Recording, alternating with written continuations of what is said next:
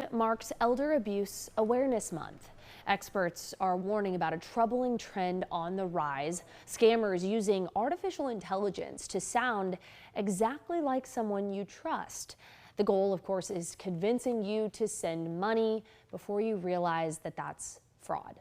Joining us now is Terry Luttrell, a former financial compliance professional. She was responsible for preventing organizations from being used for financial crimes, and she's got more than 20 years in banking finance, and she's been tracking how these tactics are hitting community banks and credit unions. We are happy to welcome her to the show for some insight. Terry, thank you so much for being here.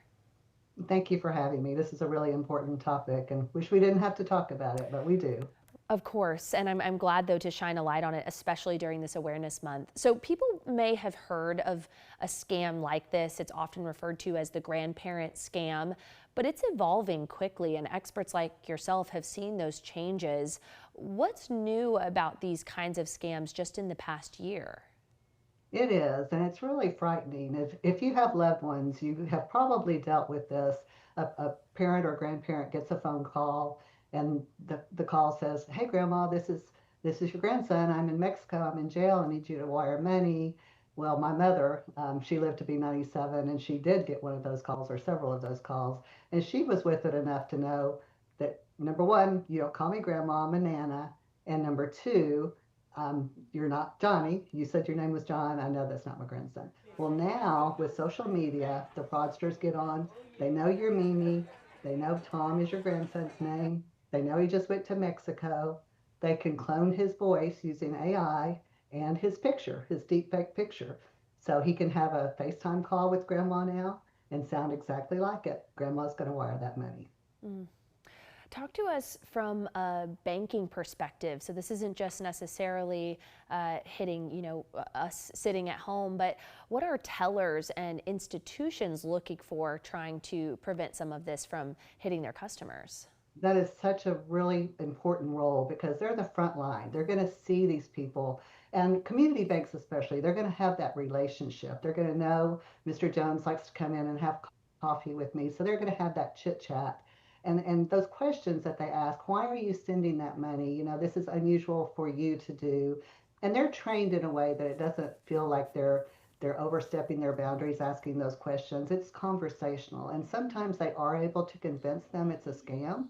If not, there are ways that they can call Adult Protective Services and call local law enforcement if the dollar amounts warrant it. Now, with AI making these scams so realistic, talk about the technology and protections outside of just people like that who are trained tellers, folks looking out for looking out for us. What are some of the other protections in place that might be able to help? Fortunately, banks and credit unions are also using AI to catch this. So they can easily see anomalies and not spend good, valuable human resources on the simple ones that you know is going to be fraud right away. And the listening audience has probably heard from their banks, is this you that's making this transaction? So those are really good detection methods, and AI is making it super smart and fast to do that in real time before there's any hard dollar loss to the consumer or to the bank. Mm. We know we hear tips all the time as these scams unfortunately become more and more common, but what are you wanting people to know about red flags they should watch out for, or ways to protect themselves that they may not have heard of before? I think the biggest one is going to be education. Talk to your customers if you're in a merchant situation or a bank. Talk to your loved ones, your family and friends about what is going on.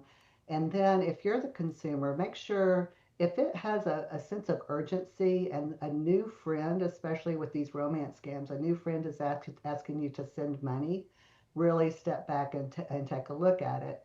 Also, remember not to click on links, emails, and these government imposters, bank imposters, they are texting and calling. And just know that your bank is not going to call you. The government is not going to call you. The IRS is not going to put you in jail for something that you didn't know that you owed. Those are all scams. And just ignore them. Hang up on people when they call. Ignore the text. And that's the biggest thing. Just educate everybody that you can think of. Mm. Just don't fall for it. Terry, before I let you go, I know you've worked in this space for such a long time. You've seen it evolve.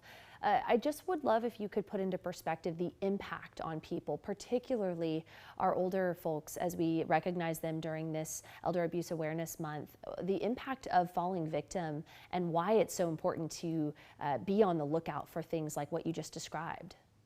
I think one of the biggest things that I want people to understand is seniors are now 60 and older. Seniors can be very tech savvy now, although 80-year-olds probably still are not.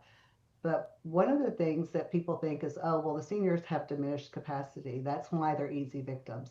That is not always the case. Sometimes it is. But there are brilliant people that are of sound mind falling for this all the time because it's very, very convincing. Somebody has fallen in love with them, or it's a family member in need and they're sending money. Sometimes they are sending their entire livelihood. They're mortgaging their homes, their 401ks, and they don't have the time to make that up in the workforce. Their working life has come to an end. So once it's gone, most of the time that money is going to be gone.